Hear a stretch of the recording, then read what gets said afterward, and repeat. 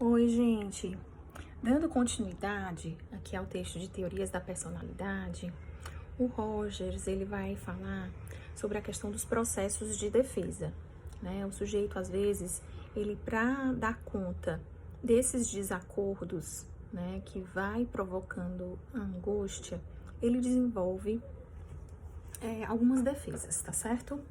Entre elas, nós temos a fabulação, né, a projeção, a introjeção, enfim, são várias formas de lidar, né, com esse desacordo, né, com essas incongruências ou vulnerabilidades, digamos assim. E o que é que vai acontecendo? Consequentemente, esses processos de defesa, que alguns vão ser bastante desadaptativos, por exemplo, a negação, que é algo que é muito comum, né, dentro dos processos de defesa, mas quando ela vai se tornando muito frequente, muita negação, ou a repressão, né, como exemplo lá no vídeo da Juju, sobre, que o título chama Eu Sou uma Orquídea, ela vai dizer que a gente reprime, né, mas existem outras formas desadaptativas, né, outros processos de defesa que também são bastante desadaptativos. E a gente vai desenvolvendo que uma rigidez perceptual, né, a gente não consegue mais discriminar aquelas experiências vividas, né, e a gente tende a sempre classificá-las da mesma maneira. Por exemplo, uma cliente que sempre desconfia das pessoas, ela sempre desconfia que as pessoas querem fazer algum mal a ela, né? Ela está com uma rigidez perceptual, né? Todas as relações que ela vai constituindo, ela percebe da mesma maneira. Que, por exemplo, ela está no trabalho, no estágio, e aí o estagiário está competindo com ela, o estagiário quer fazer algum mal com ela, né? Porque disse que ia fazer a parte dele do trabalho e não fez, né? E aí a responsabilidade vai sobrar para cima dela. Então, isso acontece em todas as relações dessa pessoa, né? Aí tem a nutricionista da empresa, aí a nutricionista também tem perseguição com ela. O tempo inteiro ela tá desconfiada com essa nutricionista, porque a nutricionista disse que ela não estava fazendo adequado uso lá no momento das refeições, né? Enfim, fazendo alguma crítica a ela, e aí ela já acha que a nutricionista também não gosta dela, que a nutricionista tá de marcação com ela, né? Então, essa rigidez, ela vai trazendo esses prejuízos. O que é que vai acontecer? Né? Em algum momento, vai haver uma experiência abrupta.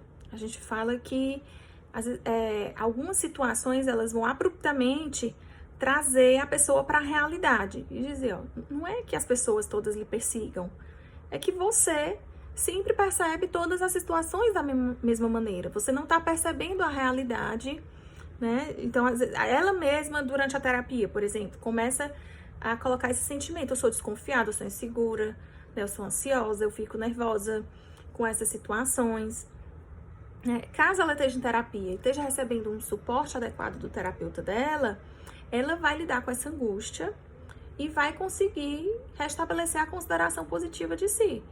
Mas caso isso seja feito de um modo agressivo, por alguém que tenha simplesmente trazido essa realidade à tona, e ela não tem esse suporte, é que aí vai acontecer o processo de desmoronamento e desorganização psíquica que eu falei com vocês, né, na aula passada. E aí, esse desacordo, ele é experimentado a nível de subcepção, né? Então, ele não está a nível de consciência, certo? A gente fala, assim, dessas angústias, mas ele sente a angústia a nível das sensações, não está a nível da consciência. A gente fala assim como se a pessoa tivesse consciência, né? Mas não é assim, é a nível de subcepção, tá joia? Tem um exemplo aqui de um cliente psicótico, que já seria uma situação de um cliente que não está apenas com comportamento defensivo, né? Que é o mais comum, é o mais típico da pessoa que desenvolve ansiedade, depressão, né? Que existem uma prevalência bem maior, né? O cliente psicótico já vai ter uma prevalência menor, mas também acontece em decorrência dessa desorganização psíquica. Então, existe aí um processo de defesa que pretende proteger o organismo. A tomada de consciência pode ser penosa e desorganizadora, né? Então, a gente tem que ter muito cuidado com essa questão da tomada de consciência, porque a gente acha, enquanto terapeuta, que a gente tem que ajudar ele a todo custo a se conscientizar da realidade daquela experiência, sendo que a gente tem que ter muito cuidado com isso, né? A gente precisa estar com um vínculo bem estabelecido, estar com a compreensão empática bastante atuante, certo?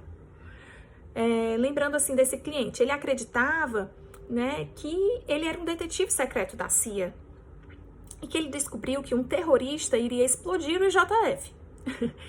Sendo que o terapeuta, né, ele tinha dados de que ele era um professor do município aposentado, né, e ele usa dessas fabulações para lidar com essa situação de aposentadoria que ele não aceitava de jeito nenhum, né? Então, ele não dá conta do seu estado de solidão, né, que ele começou a ficar muito isolado, né, ele já era idoso, perdeu algumas pessoas, e ele começou a se desenvolver de modo que ele se deprimiu bastante com essa situação da aposentadoria. E a depressão dele evoluiu para sintomas psicóticos, tá certo? Ele começou realmente a criar essas fabulações, tá bem, gente? E como é que se dá o processo de reintegração, né? Ele finaliza o texto falando que é preciso restabelecer o acordo entre o eu e a experiência. Mas como que isso se dá, né? Para que o processo de defesa possa ser destruído, então aqui ele é bem, né, enfático, né? Tem que ser destruído esse processo de defesa, né? A experiência que vê como ameaçadora possa ser simbolizada corretamente e integrada ao eu. Então, essas experiências ameaçadoras, né, que geralmente são deformadas, alguns elementos dessas experiências são deformadas, e aí elas não são representadas simbolicamente de modo correto, eu preciso destruir o processo de defesa, porque eu preciso reintegrar elas ao meu eu. Isso faz parte de mim, faz parte de minha história, preciso que eu consiga compreendê-las. Então, o cliente deverá avaliar sua experiência de modo menos condicional.